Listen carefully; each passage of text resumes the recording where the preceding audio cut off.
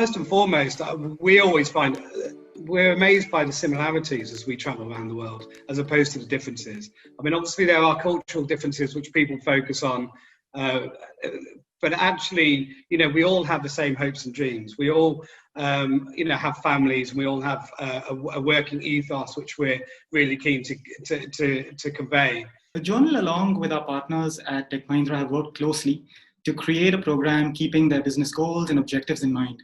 Innovation, future-forward thinking, and that urge to create new technology have always been at the forefront of our conversations.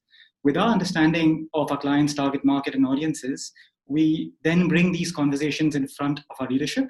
We know it will resonate with them because these are conversations that matter the most. My Kazakhstan is all about human stories, which is what we try and do, even in this finance category, which, you know, it can be dry. There is always a human element to it. These are individuals working at places and in organizations, and that's absolutely what we've tried to capture. So whether it's the tech entrepreneurs or the artists or the investors, we've gone very individual on their story. You know, what makes them get out of bed in the morning? What you know, where have they come from? And in many cases, for the entrepreneurs and the SMEs, we ask, you know, what was their childhood like? What were the defining moments in their lives, which gave them the direction and the path which are on business-wise today?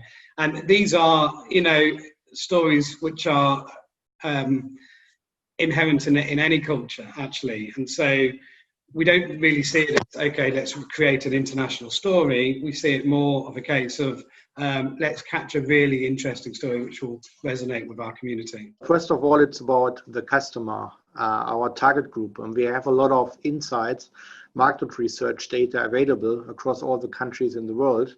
And we can dig deeper there and find out what are the demands of these people. What are they looking for?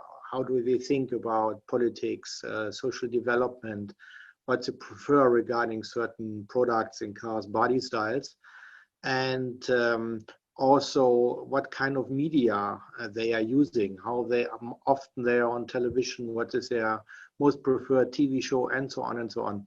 And we compile all this information and put it in our communication platform stack, which we present to the agency and hand it over to the agency for the briefing of the campaign.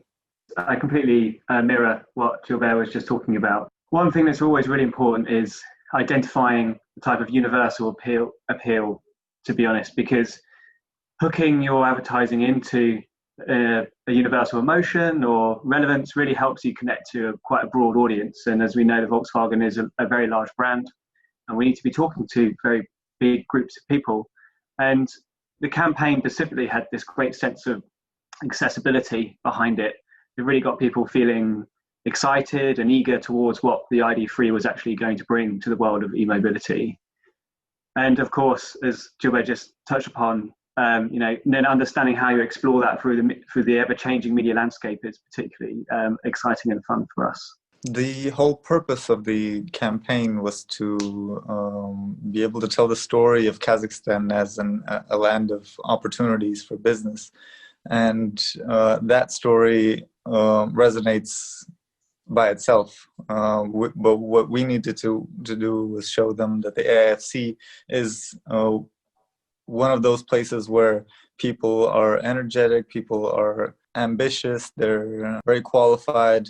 We wanted to show the AIFC in Kazakhstan as the center place for people who want new things. This campaign had a very clear strategy around proximity to sound and music.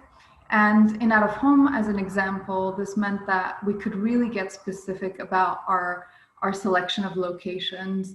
Some examples of this in terms of the implementation are, you know, that in London we focused on music and culturally cool areas like Brixton. In Paris, we were in and around the Opera metro station. In the US, we had a presence in Times Square. And in Germany, we took over the Hamburg docks. And those are really key hubs for music and culture in each market. And we couldn't have known that without, you know, taking the local Dentsu team through our strategy and getting their take on how that strategy applies to their market. and also working closely with the local Sonos clients on what they felt was right for this campaign based on their local expertise and their deep understanding of Sonos as a brand. Our insights understood the audience doesn't just want to be served advertising, but wants to be actively involved, being part of the conversation and curating content that keeps them interested.